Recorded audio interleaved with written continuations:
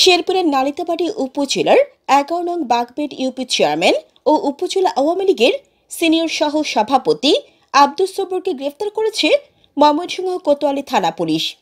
শুক্রবার দুপুর ১টার দিকে শহরের জেলা স্কুল এলাকাস্থ নিজ বাসা থেকে তাকে গ্রেফতার করা হয়।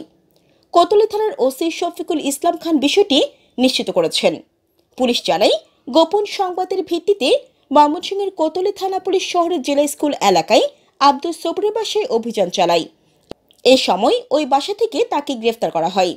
ময়মনসিংহের কোতোয়ালি থানায় দায়েরকৃত বিস্ফোরক আইনের মামলায় তাকে গ্রেফতার করা হয়েছে।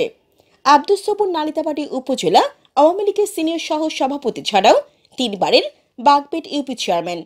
এর আগে তিনি উপজেলা পরিষদের ভাইস চেয়ারম্যান এবং ভারপ্রাপ্ত চেয়ারম্যানের দায়িত্ব পালন করেন।